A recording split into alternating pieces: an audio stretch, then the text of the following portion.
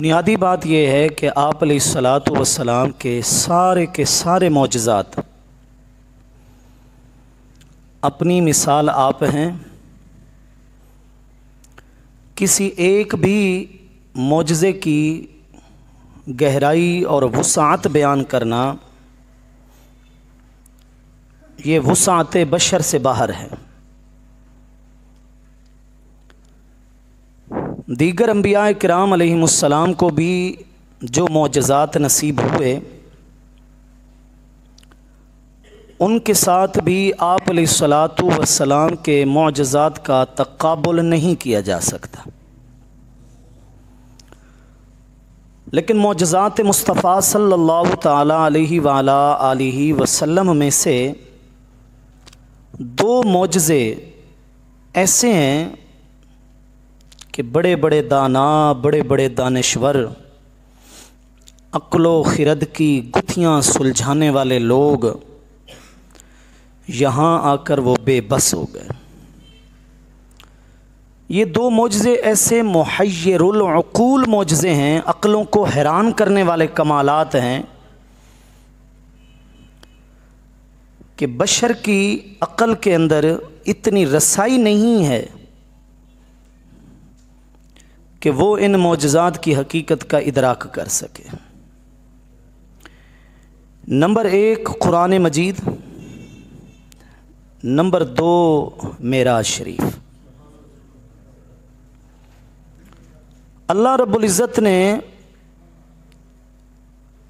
कुरान मजीद अपने कलाम पाक और अपने महबूब के लिए सबसे बड़े मौजज़े में और वाक़या मेराज में इतनी वुसाअत रखी है कि जो सदियां बीत गई हैं, जो ज़माने बाकी हैं, अपनी अपनी हैसियत, अपनी अपनी इस्तिताअत के मुताबिक हर दौर के मुफस्सिरीन ने, मुहक्किकीन ने, मुअर्रिखीन ने इन दो मौजज़ात से भरपूर फ़ायदा उठाया। बहुत बड़ा इल्मी मवाद, इल्मी तहकीकी ज़ख़ीरा हासिल किया, लेकिन उनकी ज़िंदगियां तमाम हो गईं। आज भी इनकी वैसी की वैसी शान बाकी है। नंबर एक कुरान मजीद, नंबर दो मेराज शरीफ। इसमें एक और बात का मैं इजाफ़ा करता हूँ, उसको भी आप समझने की कोशिश करें कि दो चीज़ें ऐसी हैं जिनकी हकीकत को बयान करने के लिए किसी के पास लफ्ज़ नहीं है और ना ही किसी के पास ज़बान ऐसी है कि ऐसे अल्फाज का वो बोझ उठा सके। वो ज़बान व बयान से बाहर है। दो चीज़ें, नंबर एक आप अलैहिस्सलातु वस्सलाम का दुनिया में तशरीफ़ ले आना और नंबर दो ज़मीन से अर्श तक आप अलैहिस्सलातु वस्सलाम का तशरीफ़ ले जाना। दुनिया में आना और मेराज में जाना, ये आना और ये जाना, इसके हक़ाइक़ तक भी कोई नहीं पहुँच सकता। आप अलैहिस्सलातु वस्सलाम को मेराज कराने का हरगिज़ ये मतलब नहीं था कि आपकी रिफ़ात, आपकी शान, आपकी अज़मत, आपकी बुलंदी पहले नहीं थी और अब हुई, या आपकी रिफ़ात वाक़या मेराज की मोहताज थी। नहीं, सिर्फ़ और सिर्फ वाक़या मेराज उस अज़मत का इजहार है, उस इज़्ज़त, उस शान का इजहार है जो अज़मत, जो इज़्ज़त व शान पहले से अल्लाह की बारगाह में अपने महबूब की थी, उसका ये एक इजहार है। मेराज ना भी होती तब भी आप अलैहिस्सलातु वस्सलाम को पहले से मेराज हासिल थी, क्योंकि मेराज का माना ही रिफ़ात है, मेराज का माना ही बुलंदी है। तो कौन सी ऐसी रिफ़ात थी, कौन सी ऐसी बुलंदी थी, कौन सी ऐसी शान का पहलू था जो अल्लाह रब्बुल इज़्ज़त ने पहले से ही आप अलैहिस्सलातु वस्सलाम के लिए मुक़द्दर नहीं फरमाया। जिस जिस चीज़ को नेमत कहा जाता है, जिस जिस चीज़ को रुतबा कहा जाता है, मर्तबा कहा जाता है, रब्बुल इज़्ज़त ने अपने महबूब के दामन करम में वो पहले से ही रख दिया था। ये वाक़या मेराज उसी इज़्ज़त व अज़मत का एक इजहार है। और कभी शेख, कभी पीर साहब, कभी मुर्शिद कामिल घर में तशरीफ़ लेकर आएँ तो कोई भी दाना, कोई भी अक्लमंद, कोई समझदार आदमी ये हरगिज़ नहीं कहता कि पीर साहब आप खुश नसीब हैं कि आप मेरे घर में आए हैं, बल्कि समझदार यूँ कहते हैं कि मेरा घर खुश नसीब है कि आज आप तशरीफ़ लेकर आए हैं। मेराज में आप अलैहिस्सलातु वस्सलाम की ये खुश नसीबी नहीं थी कि आप फलक पे गए। एक ख़ास एतबार से मैं बात कर रहा हूँ। मेराज में आप अलैहिस्सलातु वस्सलाम का सारे अफलाक को तय कर जाना, ये आप अलैहिस्सलातु वस्सलाम की इस हवाले से खुश नसीबी नहीं थी कि हुजूर फलक पे गए। खुद फलक की खुश नसीबी थी, खुद आसमान की खुश नसीबी थी कि सरकार ने वहाँ कदम रंजा फरमाया। पूरे का पूरा वाक़या मेराज आप अलैहिस्सलातु वस्सलाम के हक़ में वो मेराज है जो ख़ास बारगाहे इलाही के अंदर हाज़री नसीब हुई है, जो ख़ास राज़ो नियाज़ की बातें हुई हैं, और जो ख़ास सबसे बड़ी नेमत जिसमें आप अलैहिस्सलातु वस्सलाम को इस दुनिया में इम्तियाज़ी इनफिरादी हैसियत हासिल है, वो ये है कि रब्बुल इज़्ज़त का आपने अपने सर की आँखों से दीदार किया है। हुजूर के हक़ में ये सबसे बड़ी मेराज है। बाकी जहाँ जहाँ आप तशरीफ़ लेकर गए वो सारी की सारी चीज़ें खुश नसीब थी कि वहाँ सरकार तशरीफ़ लेकर गए। तो मेराज दरअसल आप अलैहिस्सलातु वस्सलाम की उस इनफिरादी हैसियत की तर्जमान है जिसमें कोई दूसरा नबी भी शरीक नहीं हो सका। बल्कि ख़साइस कुबरा में इमाम जलालुद्दीन सुयूती रहमतुल्लाह ताला अलैह ने उसे एक मोहब्बत भरे तर्ज़ में बयान किया है कि जनाब हज़रत मूसा कलीम थे और उनको कलीमुल्लाह का शरफ़ हासिल करने के लिए, रब के कलाम का शरफ़ हासिल करने के लिए भी 40 दिन रातें इंतज़ार करना पड़ा। ववाअदना मूसा 30 लैलतन व अतममनाहा बिअश्र फ़तम्म मीक़ातु रब्बिही 40 लैला। 40 रातों का इंतज़ार करना पड़ा हज़रत मूसा अलैहिस्सलाम को कलाम का शरफ़ हासिल करने के लिए। और यहाँ अलमुनाजात अला सबीलिल मुफाजात, यहाँ आप अलैहिस्सलातु वस्सलाम को कलाम के लिए नहीं, कलाम से भी आला दर्जे की बात, और वो है दीदार। दीदार के लिए भी रब ने अपने महबूब को इंतज़ार नहीं करवाया।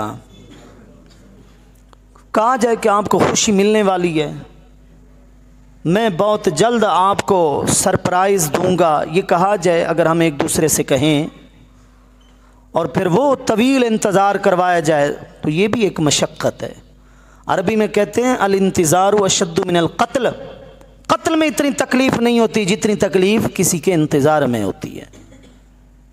तो इंतज़ार ख़ुद एक तकलीफ़ है, लेकिन अल्लाह ने अपने महबूब से इंतज़ार की तकलीफ़ नहीं उठवाई, बल्कि अलमुनाजात अला सबीलिल मुफाजात, वो खुशी जो बताई भी जाए और फ़ौरन दे भी दी जाए,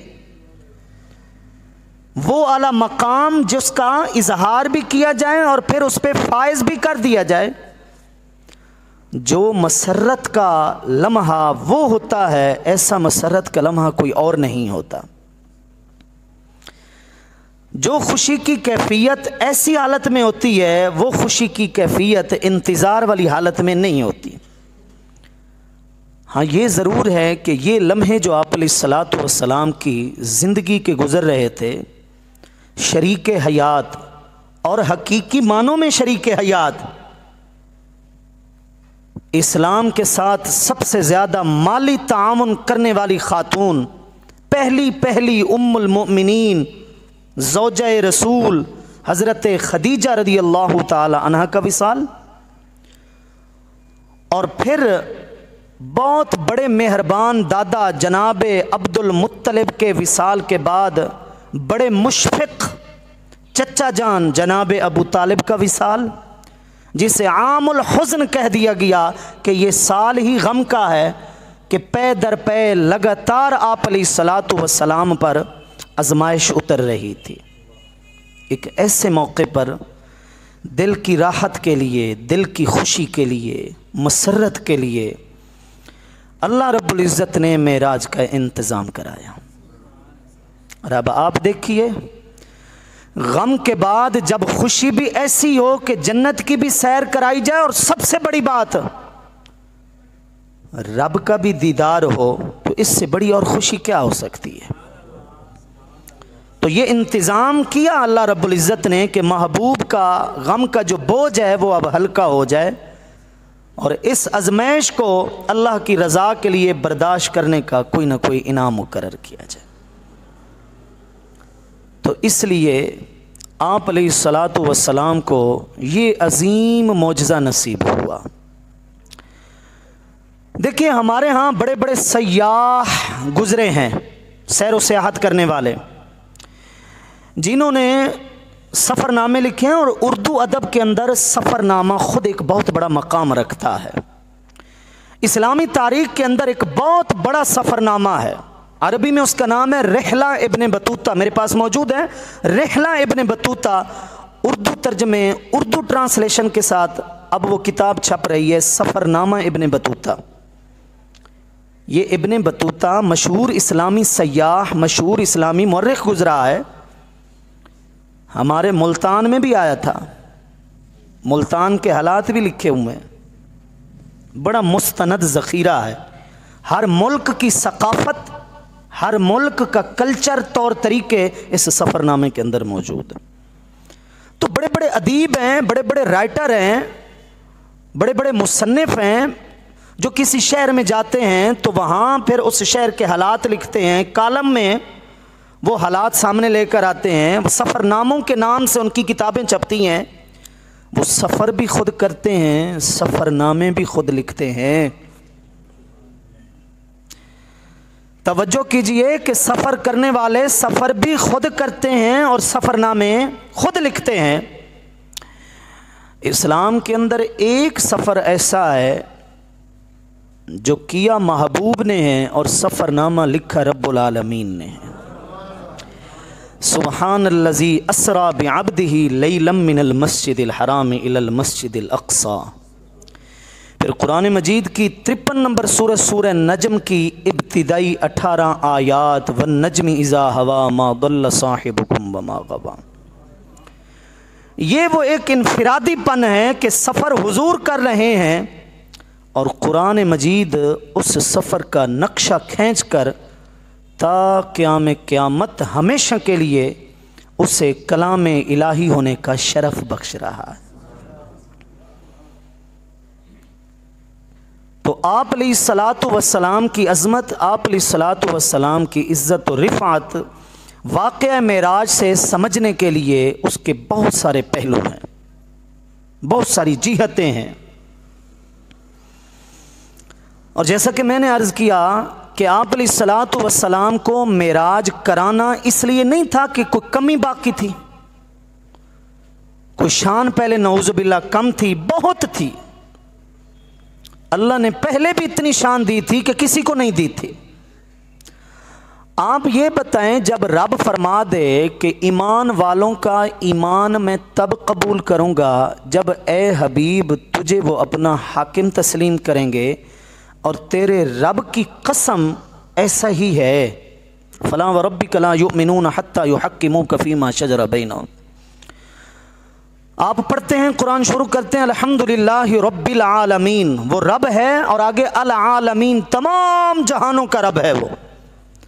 लेकिन जब बंदा पढ़ता है फला व रब्बिका, रब फरमा रहा है कि मुझे तेरे रब की कसम है।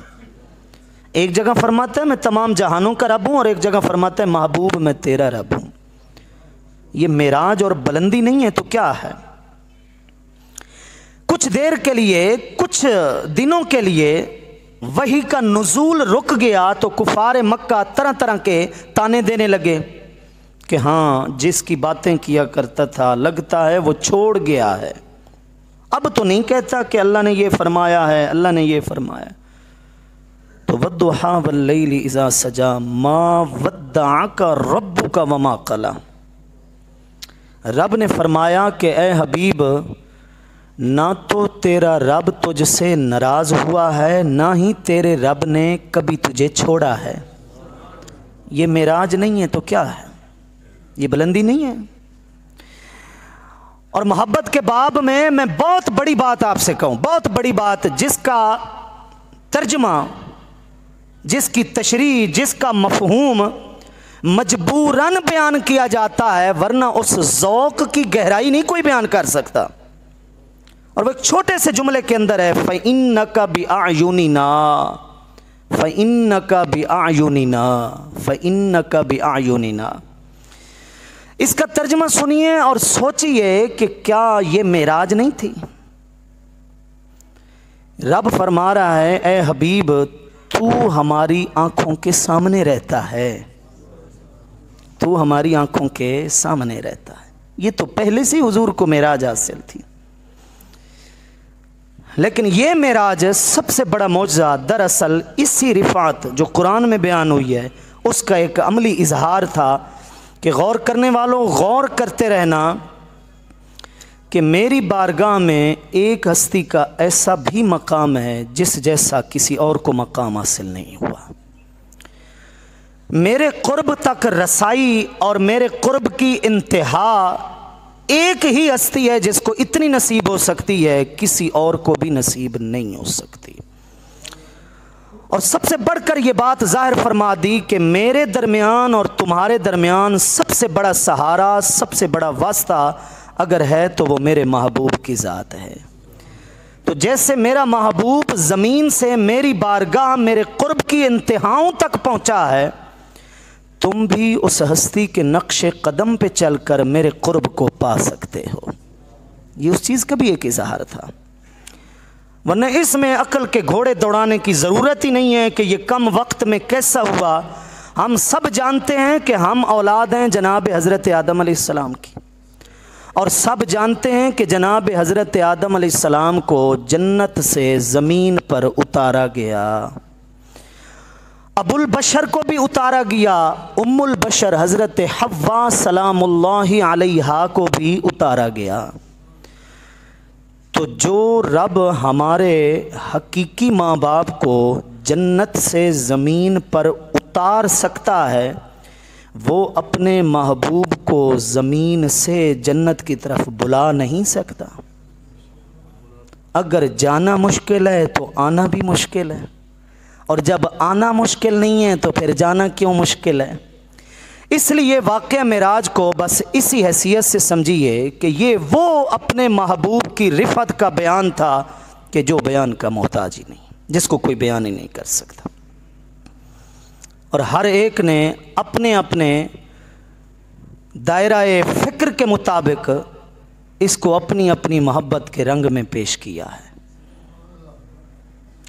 इकबाल ने कहा कि सबक मिला है ये मेराज मुस्तफ़ा से मुझे कि आलम बशरियत की ज़द में है गर्दूं, कि मैंने तो मेराज से इतना ही सीखा है कि इंसानों और बिलखुसूस मुसलमानों जागो और गौर करो।